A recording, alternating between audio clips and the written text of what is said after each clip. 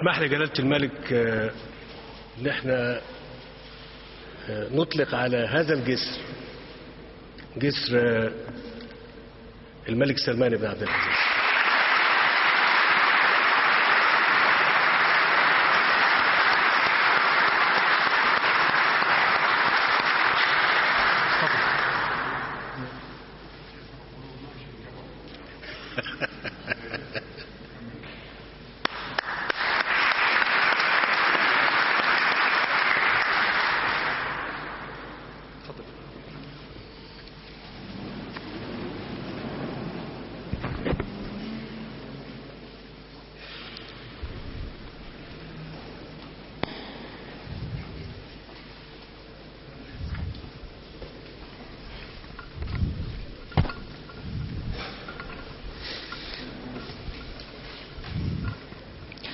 السيدات والسادة، مكانة خاصة لمصر في نفس خادم الحرمين الشريفين الملك سلمان بن عبد العزيز ملك المملكة العربية السعودية، والمملكة تعتز بها وبعلاقتها معها الاستراتيجية المهمة للعالمين العربي والإسلامي.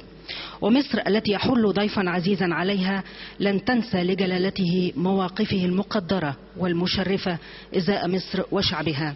واليوم تتويجا للعلاقات الأخوية الوطيدة التي تربط بين البلدين، نشهد مراسم التوقيع على عدد من الاتفاقيات بينهما تشمل مجالات متعددة.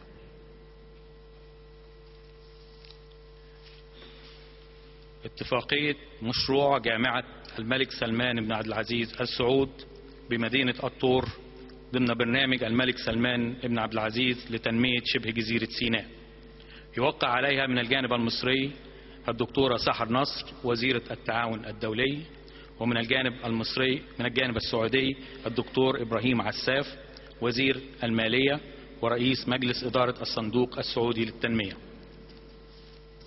فليتفضلوا.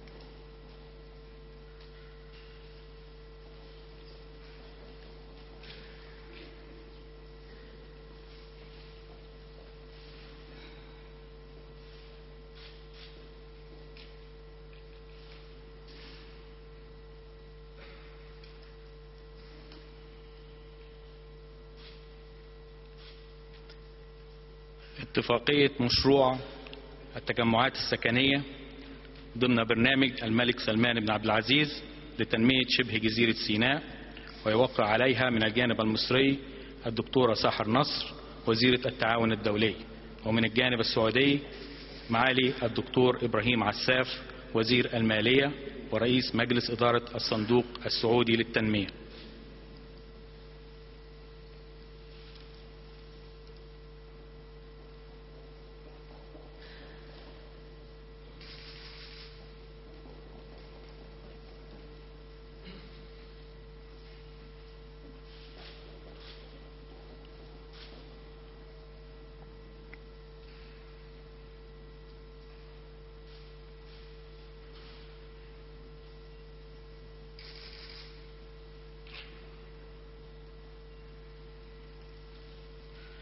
اتفاقية بشأن مشروع محطة كهرباء غرب القاهرة، يوقع عليها من الجانب المصري الدكتورة سحر نصر وزيرة التعاون الدولي، ومن الجانب السعودي الدكتور إبراهيم عساف وزير المالية ورئيس مجلس إدارة الصندوق السعودي للتنمية.